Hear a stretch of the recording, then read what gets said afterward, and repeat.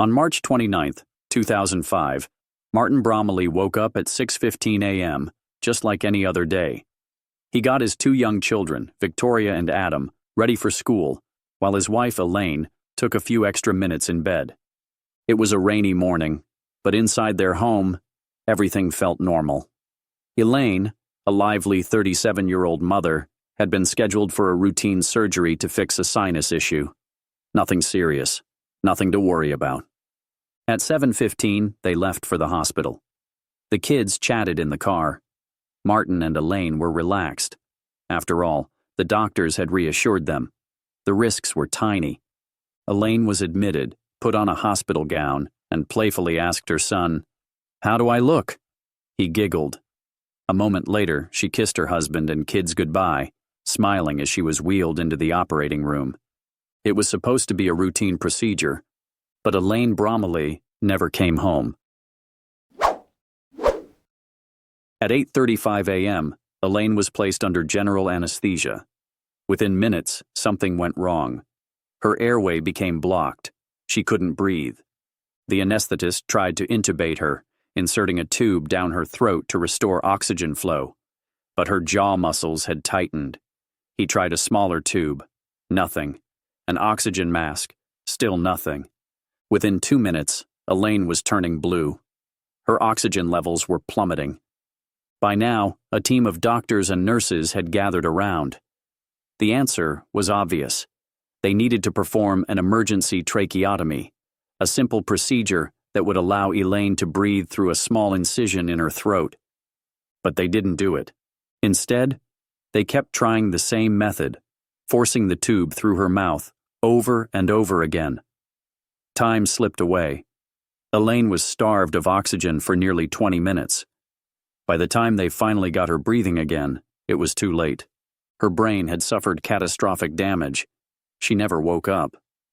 13 days later, her husband had to make the unbearable decision to turn off her life support. Elaine Bromiley died, not because her condition was untreatable, not because the doctors lacked skill, but because they failed to recognize their mistake in time. What happened to Elaine was not just a medical error, it was a systemic failure. And yet, after her death, no official investigation was conducted. The doctors simply said, "We did our best." These things happen. No lessons were learned. No procedures were changed. It was as if her death had never happened. Now, imagine a different scenario. Imagine a commercial airplane crashes. Hundreds of lives are lost. Would the aviation industry respond by saying, "It was a one-off, nothing to learn here"? Of course not. Every aircraft is equipped with two black boxes. One records flight data, the other records cockpit conversations. If a plane crashes, these black boxes are recovered, analyzed, and studied in extreme detail. The purpose? To find out exactly what went wrong and make sure it never happens again. This approach has worked. In the early days of aviation, crashes were common. But today, air travel is one of the safest modes of transportation in the world because the industry learns from every single failure. In contrast, healthcare, an industry where lives are at stake every second of every day, does not have a system in place to analyze mistakes. And the result? According to research, medical errors cause between 400,000 and 500,000 preventable deaths every year in the U.S. alone. That's the equivalent of 2 jumbo jets crashing every single day, but nobody talks about it. So why is healthcare so different from aviation? Why do some industries learn from failure, while others repeat the same mistakes? It all comes down to mindset. Most people fear failure, not because of the failure itself, but because of what it says about them. Doctors, for example, are trained to be competent, precise, and in control. When something goes wrong, admitting a mistake feels like admitting incompetence. The same applies to CEOs, politicians, and even everyday professionals. But here's the truth. Failure isn't a reflection of incompetence. It's an opportunity to improve. The most successful individuals, businesses, and industries don't just tolerate failure, they actively seek it out. Think about it. Every major breakthrough in history, from the invention of the airplane to life-saving medical treatments, was built on a long series of failures. Michael Jordan, often regarded as the greatest basketball player of all time, once said, "I've missed more than 9,000 shots in my career. I've lost almost 300 games. I've failed over and over again in my life, and that is why I succeed." James Dyson created 5,127 failed prototypes before inventing the Dyson vacuum cleaner.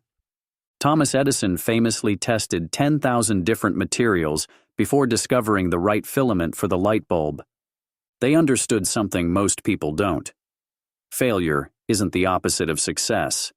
It's a necessary step toward it.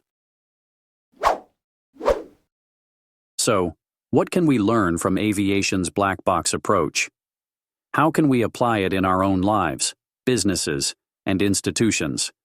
It starts with a simple shift in mindset. Stop fearing failure and start studying it. 1. Create a system for analyzing mistakes. In aviation, every crash leads to an investigation. In your own work, take time to review what went wrong and why. 2. Encourage transparency. In many industries, people hide their mistakes out of fear. But in aviation, reporting errors is rewarded. Leaders need to foster an environment where failures are openly discussed. 3. Focus on solutions, not blame. When something goes wrong, the goal should not be to find a scapegoat. It should be to find the root cause and fix it. If we applied these principles everywhere, from hospitals to corporations to personal development, the impact would be enormous. Imagine a world where doctors could talk openly about their mistakes, leading to safer surgeries and fewer preventable deaths. Imagine businesses where employees felt comfortable experimenting, leading to more innovation and breakthrough ideas. Imagine a society where failure wasn't feared, but embraced as a tool for growth, learning, and progress. That's the power of black box thinking. So ask yourself, are you running away from failure, or are you learning from it? Because in the end, it's not the mistake that defines you. It's what you do after. If you found this video insightful, share your thoughts in the comments. And if you want more deep dives into the psychology of success, be sure to like and subscribe. Thanks for watching.